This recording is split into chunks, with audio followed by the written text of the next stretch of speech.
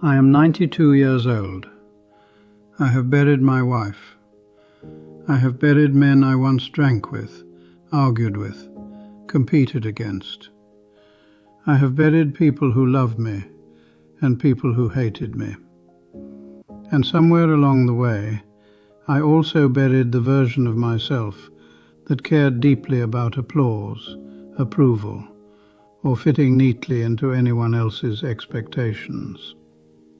I am standing very close to the edge now, not in a dramatic way, not with fireworks or panic, just close enough that I can see the bottom clearly, close enough that there's no confusion left. Before I take that final step, I need to turn around and say something to you. You, still dancing in the noise, still arguing about trivial things, still telling yourself comforting stories about later. Because from where I'm standing, later is a lie. You walk through your days like they're endlessly refillable, like time is some kind of subscription service that never expires. You waste mornings, you postpone conversations, you delay forgiveness. You assume health is permanent and relationships are patient. They are not.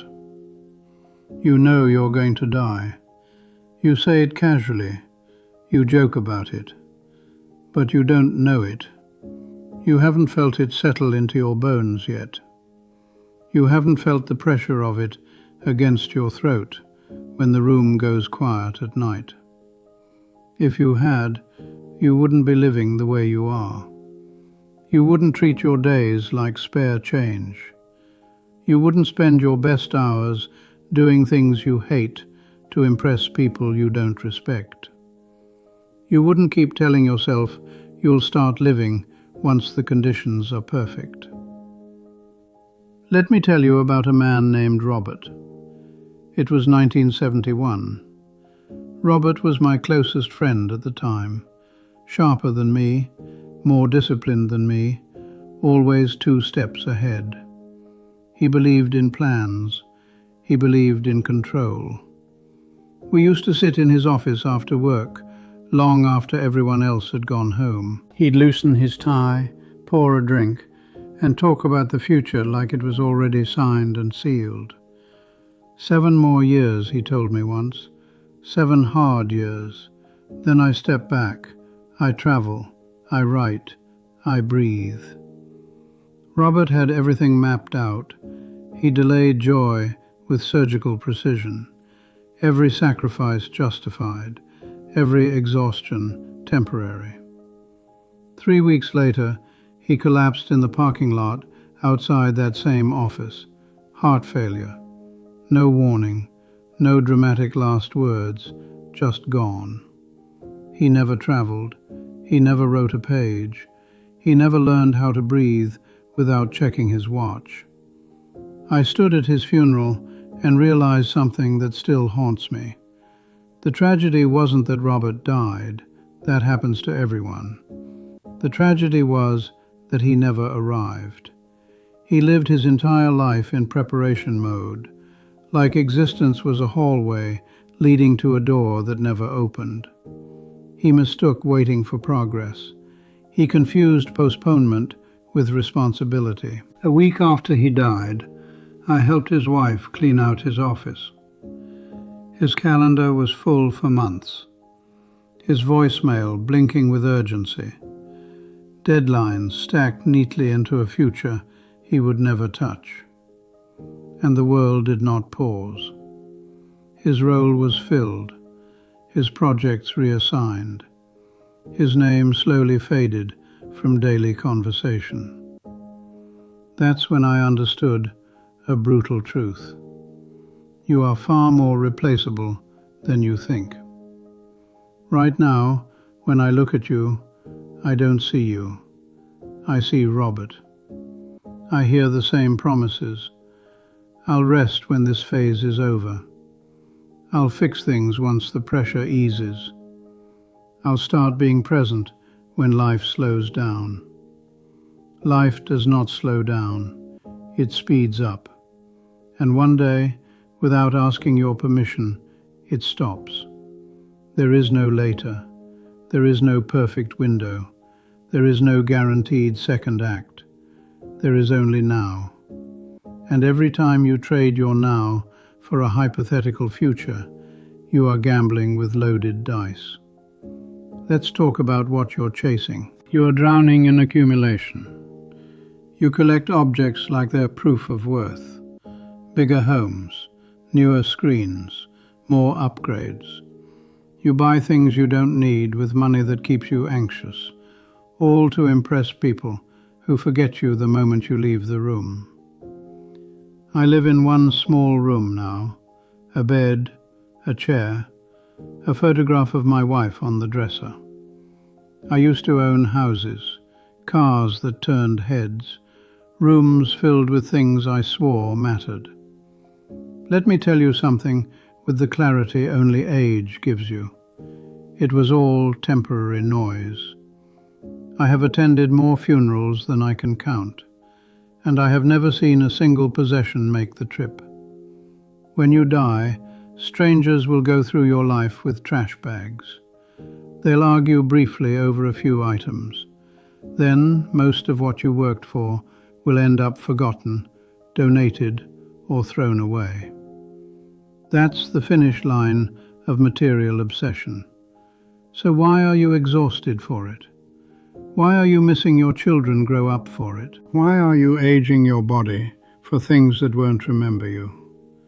You don't realize how absurd it is until you're sitting where I am, wishing you could return time the way you returned defective purchases. Let me tell you about my proudest mistake. In 1982, I received an award, public recognition, a room full of applause, people standing. I went home afterward, holding that symbol of success. The house was quiet, everyone asleep.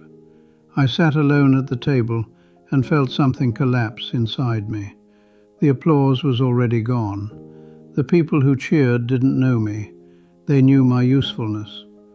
Upstairs were the people who actually loved me, and I had traded time with them for approval from strangers.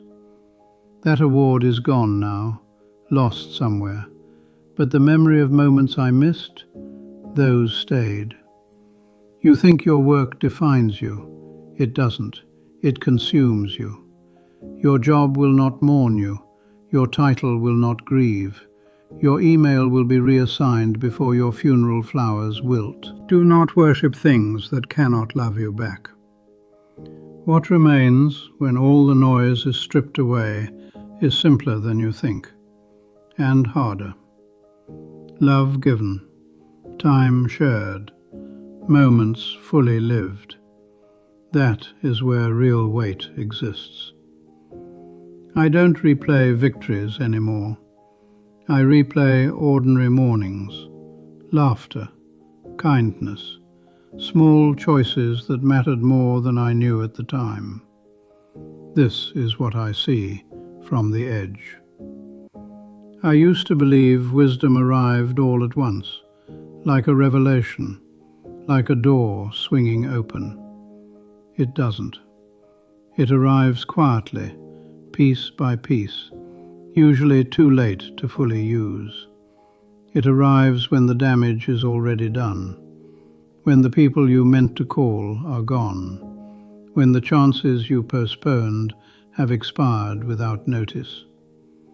That's why I'm speaking now, not because I'm brave, because silence would be cruel. You think the biggest danger in life is failure. It isn't. Failure teaches. Failure leaves scars you can learn to read. The real danger is comfort. Comfort is a slow poison. It convinces you to tolerate things that drain you, jobs that hollow you out, relationships that shrink you, habits that numb you just enough to keep you compliant. Comfort whispers, "This is fine," even when it isn't. I spent decades comfortable in places I should have left earlier. Not because I was happy, but because leaving felt inconvenient, messy, uncertain. You overestimate the risk of change and underestimate the cost of staying the same. Let me tell you what regret actually feels like, because no one describes it honestly. Regret is not loud. It doesn't scream. It sits with you in quiet moments, late at night, early mornings. It shows you scenes you can't rewrite, words you should have said, days you should have been present for. It's realizing that the excuse you repeated for years was never questioned, until time did the questioning for you. You tell yourself you're being responsible, you're being patient, you're being practical. Sometimes you're just afraid. Afraid to disappoint people who don't live your life. Afraid to try and fail publicly. Afraid to choose something meaningful over something approved. Let me relieve you of a burden you've been carrying for too long. No one is keeping score. The people you're trying to impress are not watching as closely as you think. They are busy managing their own fear, their own doubt, their own quiet panic about time slipping through their fingers. You are not under surveillance. You are not on trial. Most people will forget your mistakes within minutes, but you will live with the consequences of your inaction for decades. I wasted years protecting an image, trying to appear competent, controlled, unshakable. What a foolish trade. Strength is not perfection. Strength is honesty, especially with yourself. There is a lie you keep telling yourself that I need you to hear clearly. I'll change when things settle down. They never do. Life doesn't clear its throat and announce stability. There is always another obligation, another bill, another crisis, another reason to delay.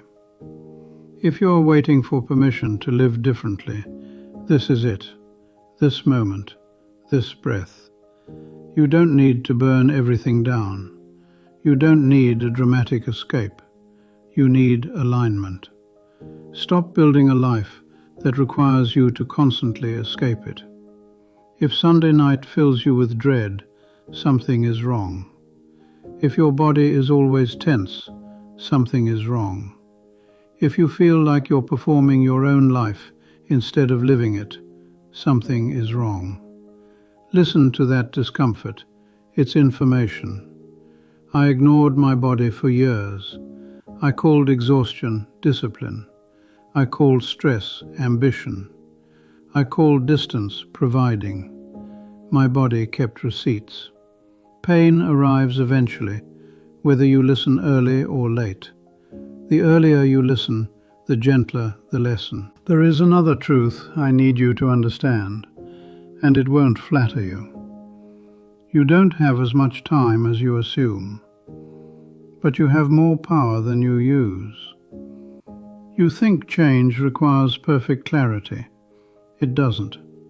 It requires movement. One honest conversation. One boundary. One decision that favors your values over your fear. Momentum is built from imperfect steps taken consistently. Stop waiting to feel ready. Ready is a myth invented by people who benefit from your hesitation. I want to talk to you about love, real love, not the polished version sold to you. Love is not just chemistry and romance. It's attention. It's patience. It's choosing presence when distraction is easier. You don't fall out of love suddenly. You neglect it gradually. You miss dinners. You cancel conversations. You replace curiosity with assumptions. And one day, you wake up next to someone who feels like a stranger and wonder when it happened. It happened in the small moments you dismissed as unimportant. Put the phone down. Look at the person in front of you. Listen without preparing your reply. No one at the end of their life wishes they answered more emails. They wish they had been braver with their affection. Say the thing. Make the call. Apologize, even if you're not entirely sure you're wrong. Pride is expensive, and it charges interest. I've lost people to silence, not death, silence. Years passed because neither of us wanted to be the first to reach out. Now there is no one left to reach. If someone matters to you, act like it. Time does not respect hesitation.